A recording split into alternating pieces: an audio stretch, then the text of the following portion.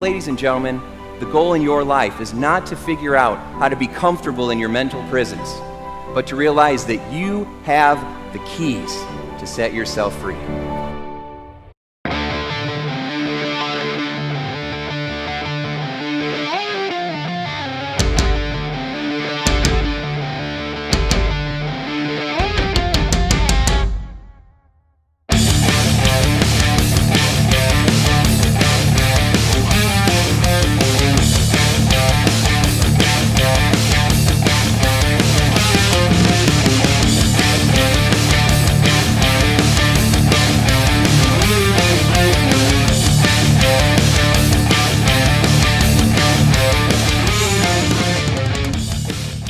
Hey everybody, welcome to How to Be Mesmerizing. It's Tim Shurr, and today we have a very special guest with us. Derek Arden is with us all the way from the UK. Derek, welcome to the program. Thanks very much, Tim. What a pleasure to be here with you today. Oh, the pleasure is mine. I'm so excited to have you on the program.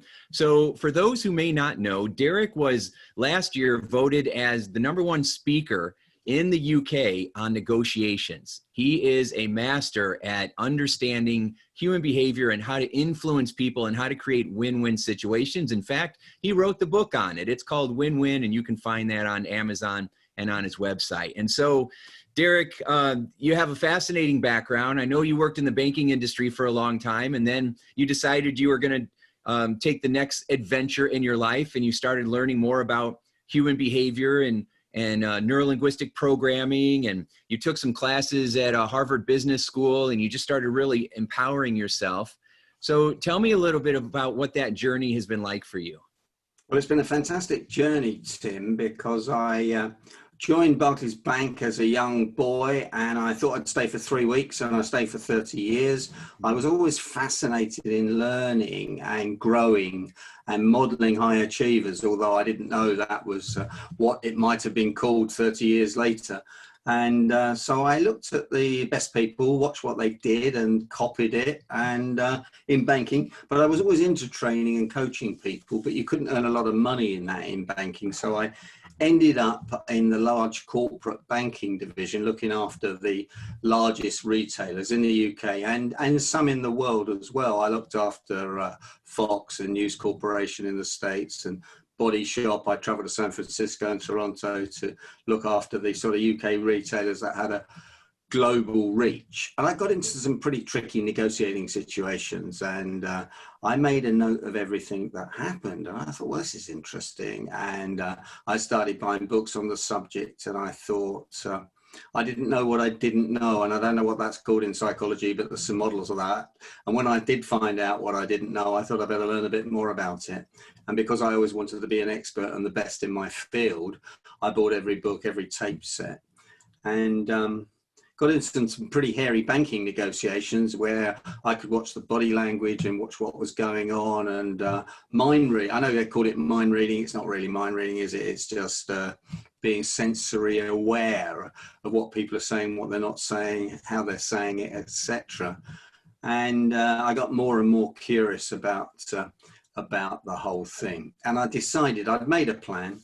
I'd listened to and watched some of the greatest gurus in the world, Brian Tracy and people like that. And I had a plan to leave Barclays at an appropriate time and set a goal for it, and still did some learning. Anyway, when I left with a good negotiated deal, you'll be pleased to hear, with a big grin on my face, I took myself off to Harvard for a week and studied under Bill Urey, the guy who wrote Getting to Yes, the most famous book on win-win negotiating, actually, and studied NLP. I did 2 NLP practitioner certificates. I decided not to go on to Master Prac. I didn't get it enough for what I wanted to do with it on the first time around, so I studied under somebody else. I also went to see Richard Bandler, and then I got it. And then I got the bits that I wanted to incorporate into negotiation skills, the connecting, the building rapport, the mirroring and matching, the getting into the heads of the other people, knowing where they were coming from, finding out what their outcomes were, etc., etc. And and then I became a speaker, joined the Speaking Association, ended up becoming the chairman and the president, and people like you and I do that, don't we? We aren't quite know how it happens, but we get into it. That was an experience because lots of egos there and lots of situations to sort out. Ridiculous. Anyway, I could tell you all about those. So now I find myself having written 10 books, had a lot of exciting trips around the world, spoken in 32 countries, and I can't go anywhere. Yeah. Although I did speak to the Golden Gate Breakfast Club in San Francisco last week on Zoom. Yes. And I'm speaking to you somewhere on the East Coast of America. So yeah, that's the experience. So we're learning about it. And during lockdown, I set up some live interviews, success interviews with people all over the world. And I've done 60 of those. They're all on YouTube, and just great to talk to people. I've got 10 books there, but writing, I'm not really a writer. I'm more of a speaker, more of a coach, more of a mentor. Yeah. So that's me. I live just outside London, 30 miles from London, between Heathrow and Gatwick Airport, for people that have been to the UK, and not far from the coast. So 2 grown-up children, and I'm passionate about helping people learn. So delighted to be with you. Oh, it's a wonderful story. It's a wonderful story. Yeah. I'm so impressed with your gumption and your desire to go and do something new, doing something different than, banking, and then go across the pond and get your education and take the bits and pieces that apply to you and then do something with it. I mean, writing 10 books, that's a big accomplishment. That's a pretty big deal. Yeah, I've written my 6th one is coming out, and I'm like, wow, how do some of these people write so many books? And so congratulations for all of that. So I was watching some of your videos, which I really enjoyed, and I encourage everybody to go to your website. It's derekarden.co.uk, and watch your videos because they're very, very good. And you were talking about body language. So I have lots of questions that I want to ask you about this, and I know you're going to have lots of stories. So based on what you just shared, I'm going to try to go in this linear order. So question number 1, you would talk about being in kind of a harried situation, with banking. So you don't have to give specifics of the people involved, but what would be an example where you would be in a situation and your negotiation skills or your ability to read what people are thinking and, by what their body language is saying? Can you share a story about how being a better negotiator would help you in a situation like that? Well, I think one of the things I first found out as I studied body language, and I tested some of my talks out on associations, in the evening and that kind of thing, I realized that I thought most people understood body language, and then I found that they didn't, and they didn't know what I was talking about, and they found it quite a sexy subject to talk about, and the ladies loved it, but some of the guys didn't know what was going on, and that was my experience. And you've got to be careful how you say these things now, but it was certainly a lot of the guys didn't get it. But most of the ladies were totally with me, which I found quite fascinating. I guess maybe they had higher emotional intelligence, better radar, more tuned in to hearing babies cry, and that, I don't know what it was. I studied the whole thing. And so I found that really interesting. So I really got stuck in to studying body language, studying Alan Pease and all the great writers, Paul Ekman and people like that. And I went to one negotiation and I said to the client, you can definitely repay us in 6 months' time, because I wasn't sure he could, to be honest. And he goes, yeah, definitely I can repay you. As he wipes, if you're not seeing this, as Derek is wiping his hand over his face, almost covering his mouth. And rubbing my nose. That was the other point. That yes. Because Pinocchio's nose grew every time he told a lie, and that was a fairy tale from Venice and Verona in the 15th century in Italy. And if you go to Italy, you will see all these Pinocchios with these great big long noses as tourists souvenirs. And I thought, well, there's something in this. And the next week I went to see a client, and we were trying to persuade them to do business with us, and we were trying to pitch. And there were three of us and there were three of them, and we were sat across the table, which of course is the worst negotiation situation you want to be in, sitting across the table with a 4-foot gap in you, because best deals are done at arm's length. Arm's length is literally what it says, arm's length, about 3 feet. And they were sitting there like this, you know, and I just read about mirroring and matching body language. And for those of you that are listening to this, I've just folded my arms, and I was folded my arms and matched the body language of the grumpiest person on the other side. And I was actually the number 2 on this deal, so I wasn't the lead negotiator. I was the number 2, and I thought I'll try this mirroring and matching stuff out. And within about sort of 30 seconds to about a minute, there appeared to be a connection between me and this guy. So I thought, well, I'll try this other technique I'd learned of pacing and leading. So I slowly opened my arms, and he opened his. And Tim, I thought, well, I'm really on something here now, so I've got to really get into this subject. And, you know, if I'm asking a client a tricky question and they do the praying gesture, which is the hands together, which virtually everywhere all over the world means I'm looking for some divine help, whatever your religion is, or they're doing the poker players steepling, which is the hands in like a church steeple, just touching your fingers, which is really quite tricky to do if you're nervous. And I'm sort of just shaking my hands here, which is the confident poker player's gesture, but maybe he's playing poker with you and teasing you. So I sort of got into all that.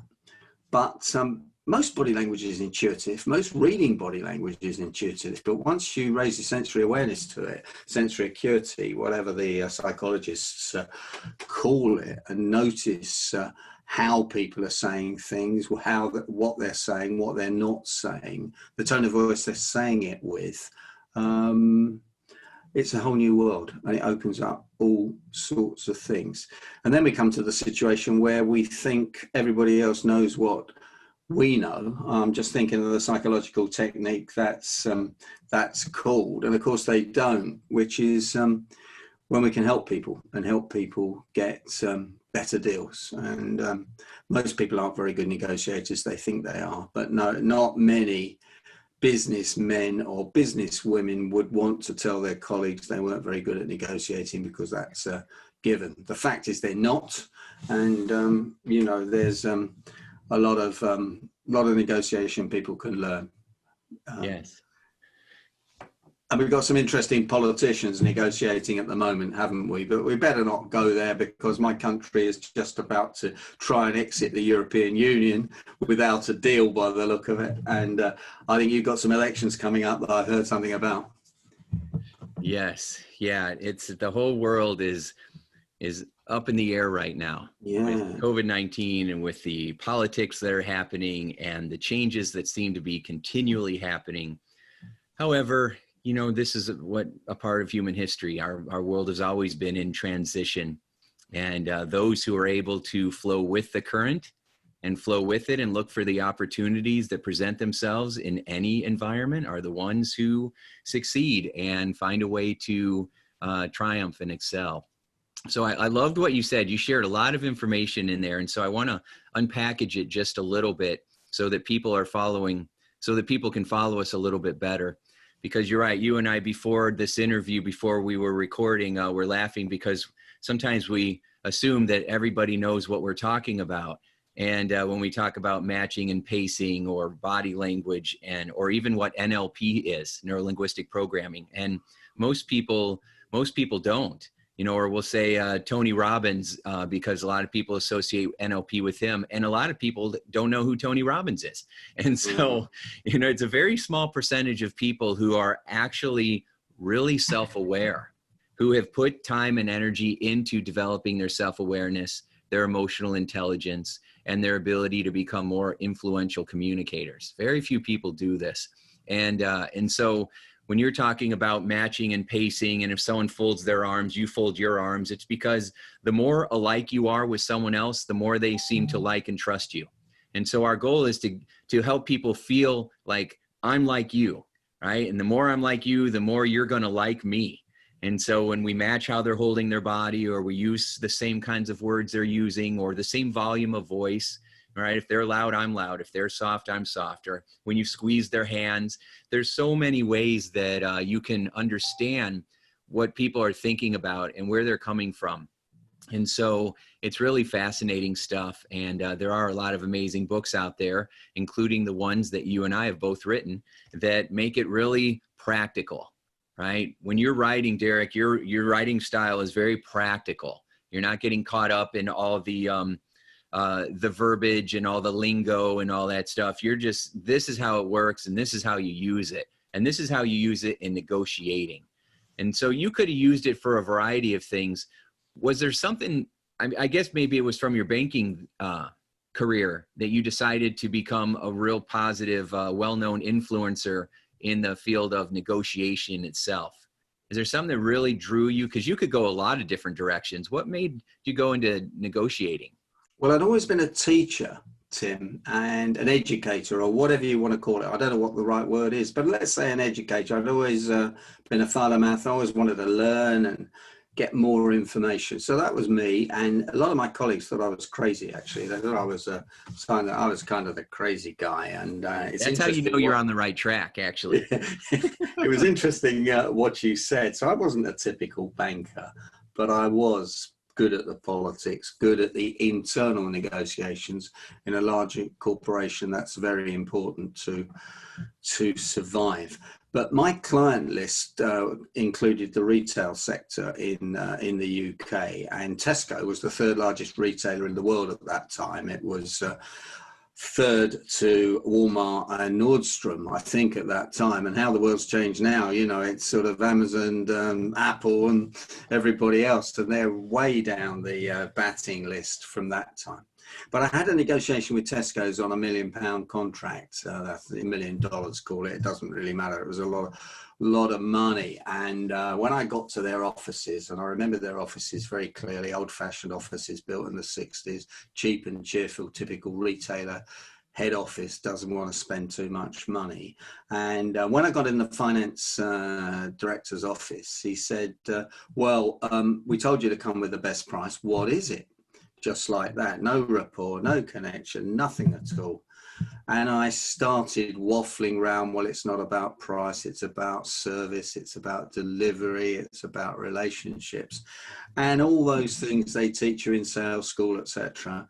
And he said, no, it's not, it's about price. If you haven't got a better price, you better leave. And with that, he got up out of his desk and ushered me out of his office. Well, Tim, I had this sweat on my brow. I could feel it, and I was hoping he wouldn't see it, you know, as I'm thinking to myself, how am I going to explain to the chairman of Barclays that I've lost £1 million contract with one of the largest customers? And when I was sitting on the train station, wondering how I was going to deal with this situation that I'd found myself in, I thought to myself, well, you're a pretty good negotiator, Derek, like most people, but how good is good enough? Which is a question I always ask myself.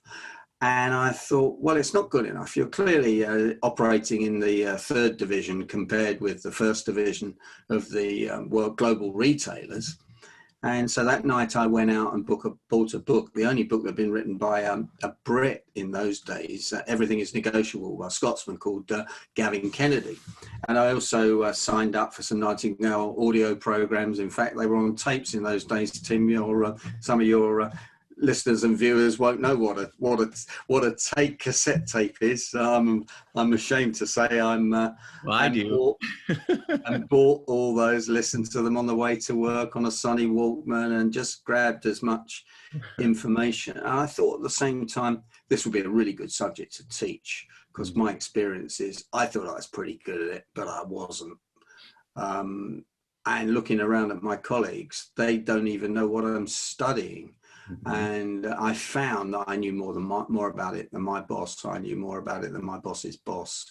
And then I had to find a way of suggesting to them they ought to listen to me, that we should go to the meetings with two of us, we should take a time out, we should watch the body language. I could explain what I'd spotted before we changed our price, before we moved down the pricing spectrum. And I kept getting promoted because I knew more than them. I had this skill that they laughed at, but they were pretty keen to understand, and I thought was a great skill when I leave, because I don't want to be commuting for the rest of my life. Banking's okay, it's earning me a good living, but it's not what I'm passionate about. I'm passionate about educating.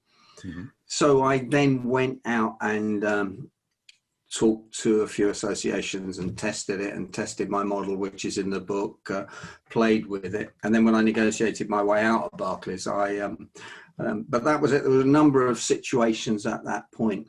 We went to Paris for a negotiation, and I was the number 2 negotiator, not the lead negotiator. And my boss said, he said, Derek, book us into a hotel around the corner from the client, but make sure you don't tell them that that we've done that, so that we have control of the time, and also make sure that we have a French speaker on our team, but we're not going to let on that that we speak French. So they're going to think it's the dumb Brits again, not only one language, English, and they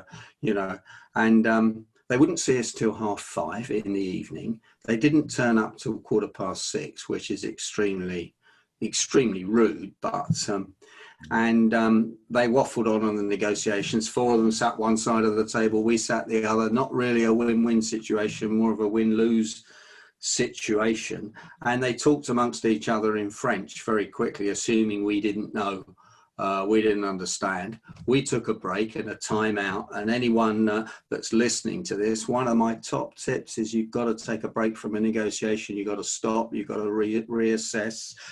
You've got to take the emotions out of it, and you've got to talk to your colleague who's with you about what they saw, what they heard, because we all see and hear different things at different times. We've all got different maps to the world, and that's the benefit of taking someone with you.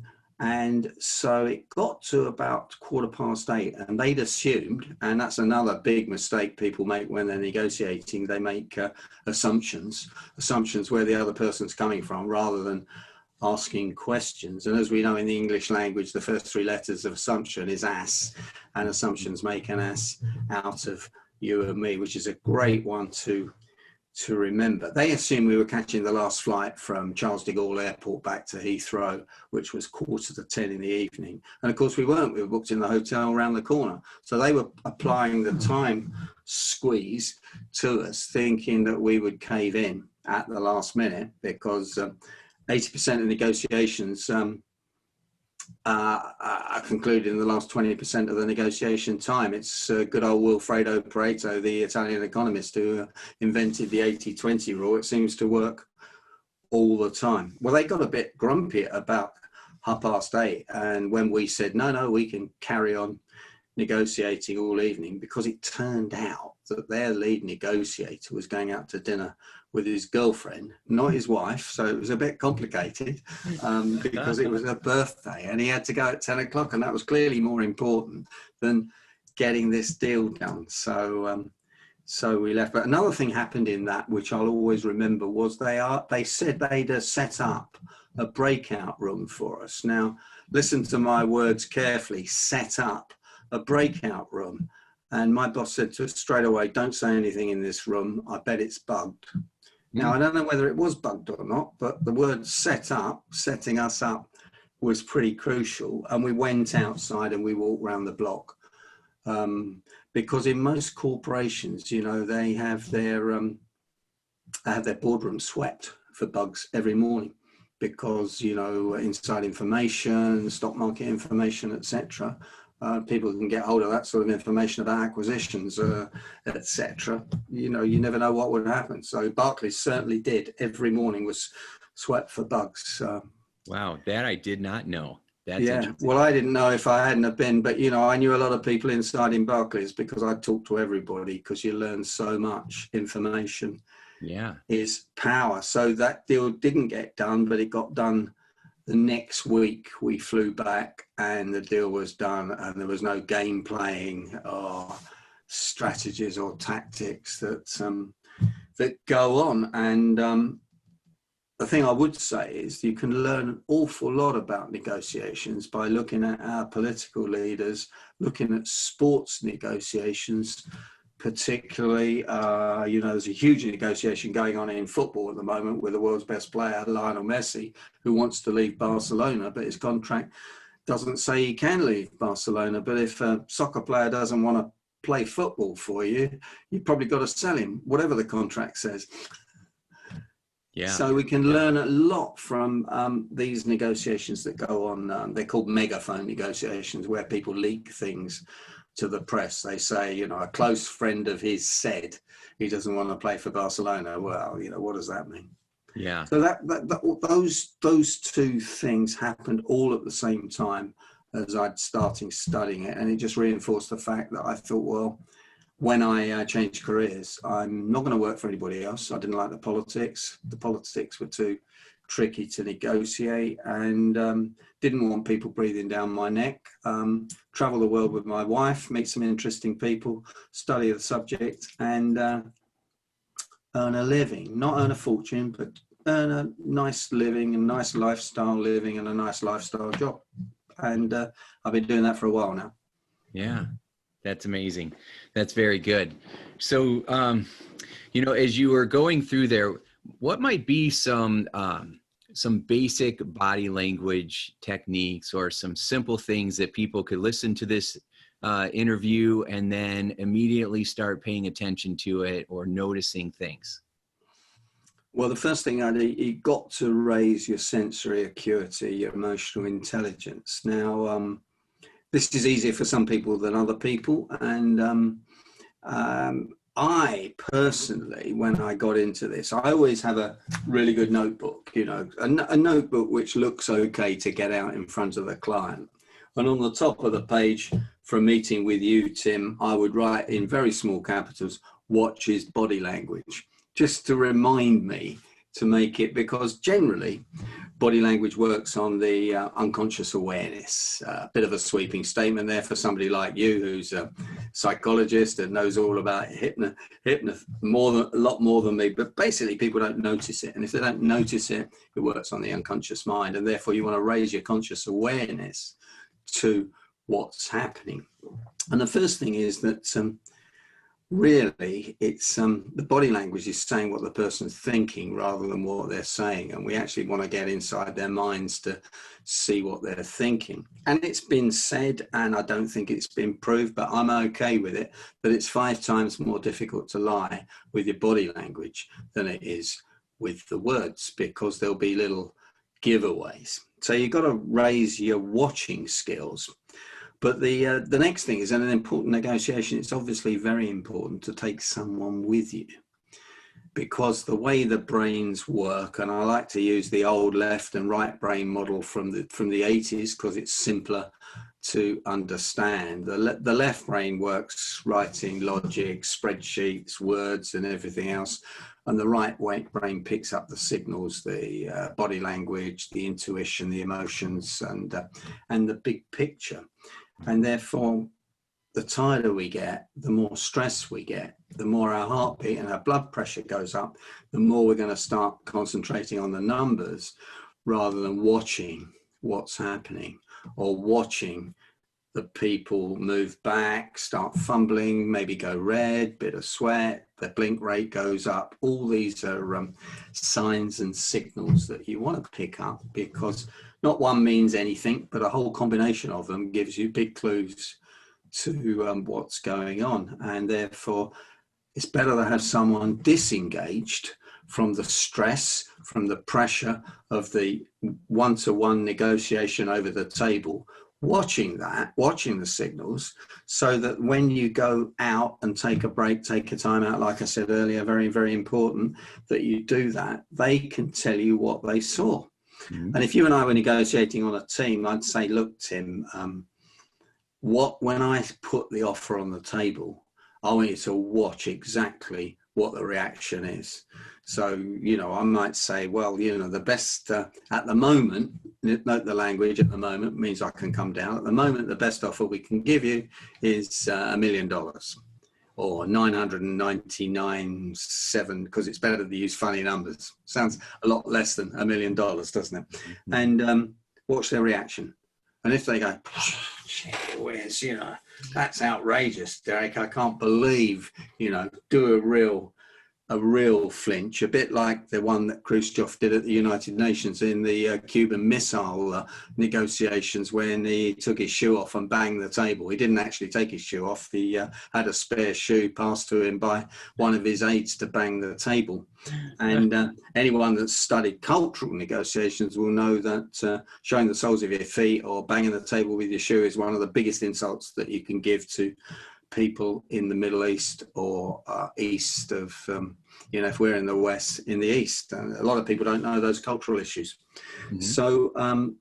So you want to pick up, and therefore, and I guarantee to people, take someone with you, get them to watch the signals, the body language, what's said, what's not said, etc., the pressure you put people under by asking those blowtorch on the belly questions that really make people squirm, and then taking a break, taking a time out. You won't reduce your price as much as you might have done if you hadn't taken that break and taken the advice. Because when we're under one-to-one pressure ourselves, we're more likely to cave in than we are if we got someone with us, supporting us, watching everything's going on. Then we take a break and say, let's have a think about this. Let's have a 5-minute time out and figure out what's the best thing to do.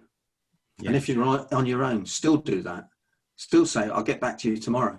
I'll sleep on it. There's nothing like sleeping on something when you're tired to get your brain back into normal. You know, I usually, you know, again, you're the expert on this, but I think after 4 hours sleep, you often wake up at 3 o'clock in the morning with the answer to the problem. Or having a cat nap like Edison and Einstein did, just to let the emotions come out of it.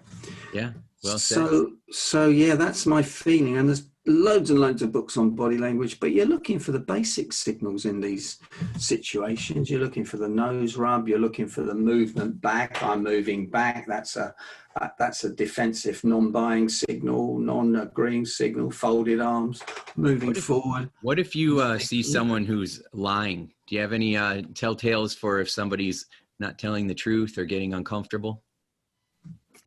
Yeah, I mean, it's generally they move back. Generally they fold their arms.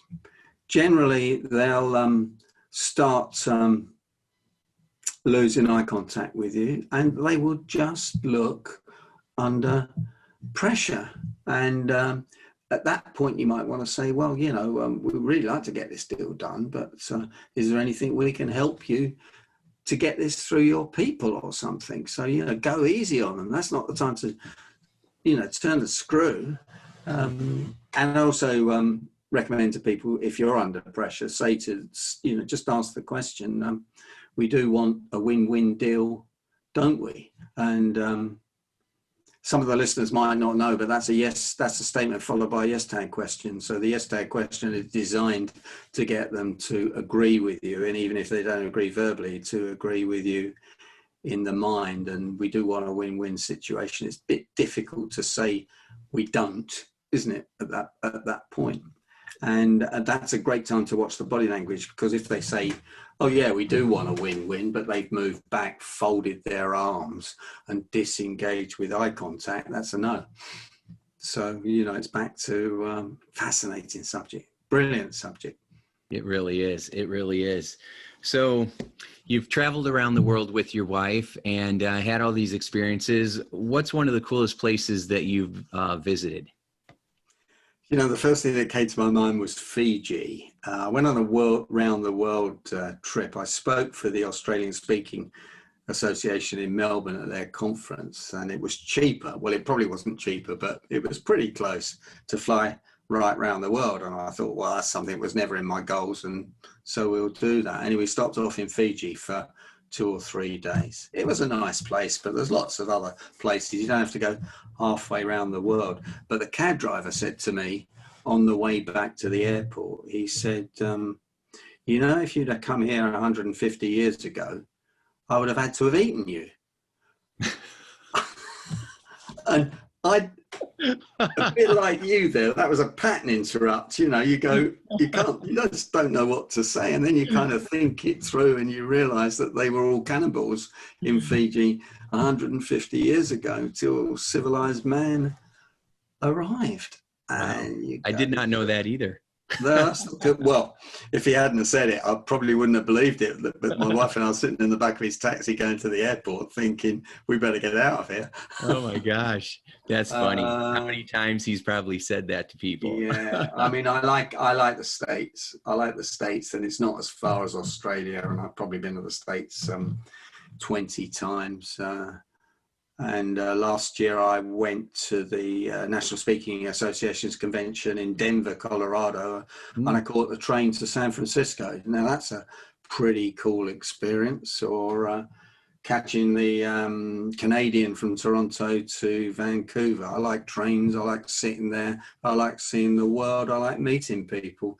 Jump on an aeroplane. It's all pretty much the same. One airport anywhere around the world's the same as another one. Yeah, I was lucky enough to coach the His Royal Highness, the Crown Prince in Abu Dhabi, and this was a pretty cool experience. I can get paid a lot of money for this, funnily enough, because there was a third party in between.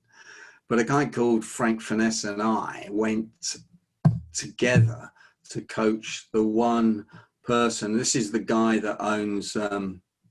This is the guy's uncle owns Manchester City, PSG in Paris, and I think that there's a New York soccer team as well that he owns. You know, so so we went straight into the palace. No security, there aren't guards there, no checks on us.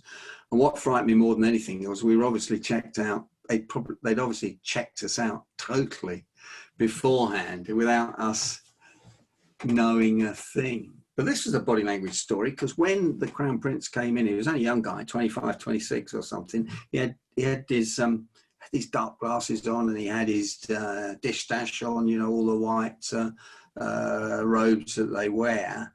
And he had his dark glasses on, and I thought, this is tricky. We can't see his eyes. And, you know, that's another issue with negotiating, isn't it? You want to be able to see people's eyes clearly, because we don't trust people if we can't see their eyes.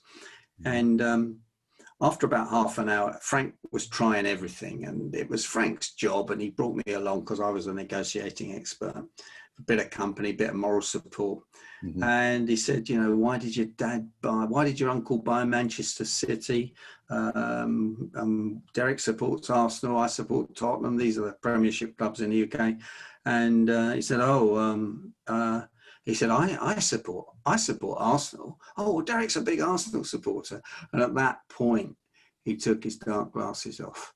And I thought, we finally culturally got some rapport with this guy, who was very nervous. You know, he'd been sent to go to two Brits, 25 years older than him, to have some coaching, because, you know, he'd been told to do it. And it was plain sailing after that. So the one thing I say to everybody, don't forget connections, first impressions, building rapport, sussing people out. People look surprised to me. I say, well, before I meet people, and I must admit, I didn't do this with you, Tim, but I usually look them up on LinkedIn and take a look at them and see what I can learn, because the net's great. So yeah, I say to people, don't go to negotiation without having a look at the people you're negotiating with, and even throw them out a bit, you know, ask to link with them before you even go to the negotiation. That might throw a wobbly into the conversation as well. Yeah, so there's some pretty cool places, and there's some pretty uncool places to go as well. And I don't know what's going to happen after this. Is it because I'm not going to risk jumping on a plane for a long time? Yes, a lot of people are feeling that. So that's a pretty amazing story, though. And it goes to, even if you're talking to royalty, right? Yeah. It's still about rapport. and finding ways to connect with people no matter where you go. And Absolutely. if you can find something that they like and like it as well, if somebody says something funny and you laugh, if you're like, you're going to be eaten, and you laugh, it just create, and just a smile, it creates that human connection, and it's really amazing. So you've done so many amazing things, and you've got this book, Win-Win, and you've had all these cool experiences. So last question for you: if you could travel back in time and talk to young Derek when maybe you were 10 years old, right? 10-year-old lad, based on everything that you've learned about your advice, what would you give? What advice would you give Derek? I thought about this question a lot, actually, because that is a question that comes up, isn't it? It's one of those sort of life questions. I don't know. I'm going to be honest with you. I don't know, because I was pretty street savvy. But my parents didn't have any money, really, so we were brought up, we were pretty poor, baby boomer. After I didn't realize how poor my parents were, because, I was an only child. And I think because I was an only child, I had to mix and go and find people to model, which I think was probably an advantage. I didn't think it was at the time, but I think I'd have learned more quicker. I had to take my banking exams. Maybe I would have tried harder at school, but I think I was out of my depth at school. They were only pushing the people that were going to go to university, and it wasn't. Only 6% of people went to university in the 60s when I was at school. So I just think be sensible and keep learning. I'm just staggered by the people that think that the world's not going to change, and they're not going to have to get so many skills. Tim, I tell you, I send out a newsletter, and if anyone wants to join my newsletter, I'd love to have you on it. I send it out on a Monday. I have a live chat program where I interview people on a Monday night. It's all free. It's all complimentary. I just want to share the knowledge I've been privileged to. Not many people come on. It's generally the same people. They are learners. Fabulous guy from Texas comes on all the time. Big pal of mine called Tim Durkin, Kevin O'Connor from Chicago, a guy from Slovenia. But there's not enough people appreciating that the world's changed. And I read a statistic. In fact, Kevin told me this from Chicago, that the statistics are that 42% of the jobs won't exist in 10 years' time because of artificial intelligence. So we've got to be pretty street savvy, haven't we, into the new world and what the changes are going to be with automation and artificial intelligence, because we won't need to drive a car or a lorry in a year or two's time, will we? And so I think people ought to keep learning and keep grabbing it, but that's because we are like that, aren't we? So well, it's still sage advice. It's still very, very good advice. I mean, everybody that has accomplished anything says the same thing, that you've got to always be learning and growing and improving yourself. And the people that do that always find a way of getting along and adding value. And the people that don't, often get lost in the shuffle. And so the world is changing. There's no doubt about it. And we need to transition with it. And when you do, things turn out. Things turn out really well. Yeah, I had a friend one time. I said, do you think some people are just lucky? And he says, well, why don't you just decide that you're one of those lucky people and get on with it, right? And so there we are. So Derek, I love that luck stuff. What does luck stand for? Labor under correct knowledge, when opportunity, where when I forget it, but you're absolutely right. You're absolutely. There's the UK psychologist called Richard Wiseman. I don't know if you've ever come across him. He wrote a book called The Luck Factor, and there was an experiment where there was a pound coin on the floor, and guess what? The people who thought they were lucky saw it, and the people that thought they were unlucky didn't see it. And that takes me back to one of your questions where the people that think they can read body language will read it, and the people that think I don't, that's all a load of old nonsense, won't. But if you were to ask me what my 3 top tips were on negotiating, rather than that tricky question I couldn't answer about what would I have advised a 10-year-old, they would be: number 1, ask and ask again. Don't take no for an answer.